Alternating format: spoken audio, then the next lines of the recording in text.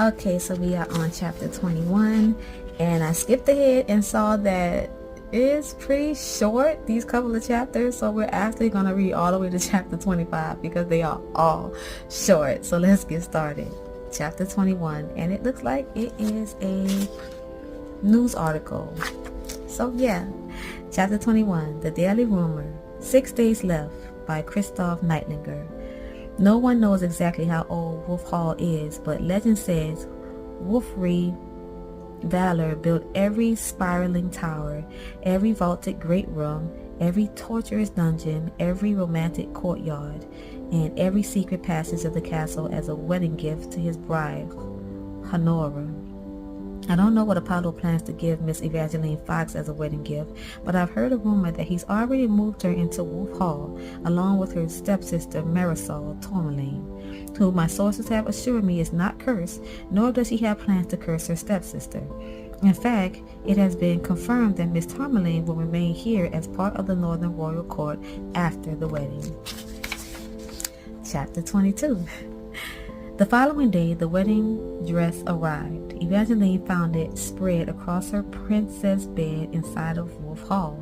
The gown was white and gold, and it came with a pair of feathered wings that touched the ground. And I guess there's a note.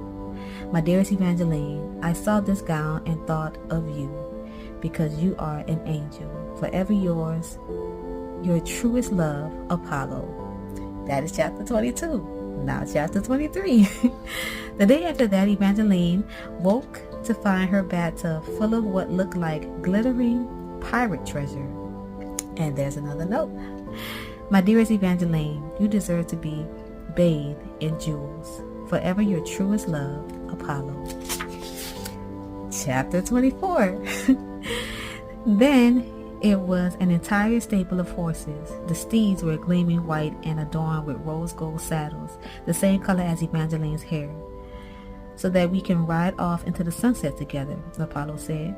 His eyes were full of adoration as his hand reached for hers.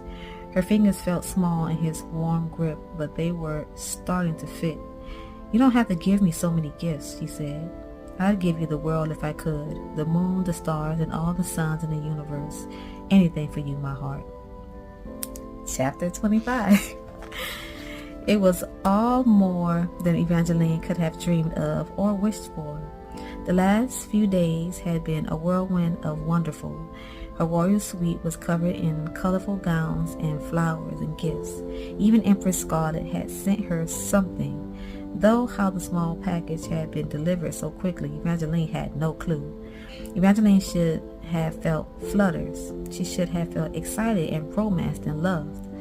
Apollo was generous and attentive and terribly kind to her, and she definitely felt something whenever she thought about him, but it was sadly not butterflies. It was closer to the unsettled feeling she'd had after making a deal with Jax, or the wrongness she'd felt when she learned that Luck had proposed to Marisol. Something was not as it should have been. Evangeline sat on a wide hearth in front of her fire, set down the little red box that Empress Scarlet had sent, and then picked up that morning's gossip sheet.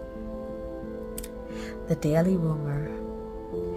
3 Days Left by Christoph Neitlinger. Evangeline Fox and Prince Apollo Acadian have been engaged less than 1 week, and already people are writing songs about them and saying that theirs is the greatest love story the magnificent North has ever seen. The rumors floating around are extravagant, especially for a prince who once said he wouldn't choose a bride at all, and I'm thrilled to report that I was able to acquire a rare interview with the Crown Prince to find out which tales about him are true. Christoph. Everyone has been talking about you and Evangeline Fox. People say you're entirely bewitched. I've heard you stand in the courtyard outside her window each night to serenade her. You declared her birthday a holiday, and you've having all 122 of your portraits redone so they include her likeness as well. Is there any truth to these stories? Prince Apollo. I've done much more than that, Mr. Neitlinger. With a proud smile, the prince unbuttoned half his shirt and spread it apart to reveal a vibrant tattoo of a pair of swords curved to form a heart that contained one name, Evangeline. Kristoff, that's quite impressive, Your Highness. Apollo, I know. Kristoff, no one who sees the two of you together could doubt that you're in love, but I've heard whispers that the Council of Great Houses is unhappy you chose not only a foreign bride, but one without a prominent family. People are saying they wish to have the wedding called off, and that's why you set such a quick date for it. Apollo, that is a complete lie. Even if there were truth to it, nothing could keep me from the love of my life. Kristoff, what about your brother, Prince Tiberius? There are rumors that you two had another falling out this week. They say he's backed the great house's objection to your choice of bride because he wants to stop your marriage and keep you from becoming king. Prince Apollo, that's absolutely false. My brother couldn't be happier for me. Kristoff, then why are people saying he's disappeared again? Prince Apollo, some people forget Tiberius is also a prince and has royal duties of his own. Prince Apollo wouldn't tell me if Prince Tiberius would be at the wedding, but our interview did confirm the rumors that the crown prince has been completely bewitched by his bride-to-be. I've never seen anyone as in love as Prince Apollo. If only Evangeline could believe that Apollo was truly in love, but sadly she feared that Kristoff was right when he called her betrothed, bewitched. Evangeline believed in love at first sight. She believed in love like her parents, love like a story. It was the love she'd come to the North hoping to find. But Apollo's actions and feelings were so extreme they didn't feel like love. They felt more like an obsession, hungry and outrageous, and if she were being entirely honest, a little unsettling, like the work of a spell or a curse or a fate, like Jax. When Apollo had proposed, Evangeline had been so quick to think that Jax wouldn't want this marriage, but now she couldn't help but wonder, was Jax the reason for this engagement? What if the blood Jax had painted on her lips had infused her kiss with magic and made Apollo fall in love with her? She didn't want to think that. She didn't want to think about Jax at all. But if Jax had done something to Apollo, it would explain Apollo's over-the-top behavior. Why though? Evangeline couldn't figure out any reason why Jax would want her and Apollo to wed, which gave her hope that her theory was wrong and that Apollo really was experiencing a dramatic love at first sight. She wanted so badly to believe that they were going to have a fairy tale love story. She wanted it all to be real. She didn't want to go back to Agnes's house or return to Belinda, where the best part of her day was when a bell rang outside of a bookstore door. And then there was Marisol. Her stepsister might have started here on rocky footing, but Apollo had made it so the papers wouldn't say another bad word about her. And if Evangeline married Apollo, she'd be able to do even more for Marisol. But if Apollo was under a spell from Jax, none of that mattered, and none of this was real.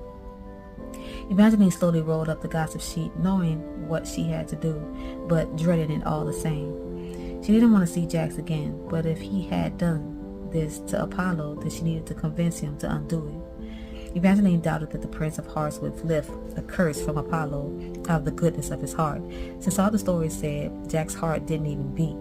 But Evangeline didn't need to rely on Jax's goodness. If Jax wanted her to marry the prince, that gave her leverage, and she planned to use it to get Jax to fix Prince Apollo, and then to find out exactly what Jax wanted. And here's a letter. Dear Jax, I was hoping you and I might have a chance to speak about an important matter that requires your immediate assistance. If you are not otherwise engaged, I would be very happy to run into you while I take my morning walk in the wood just outside Wolf Hall tomorrow. Sincerely, Evangeline Fox. And that's it. So until next time, y'all, good night.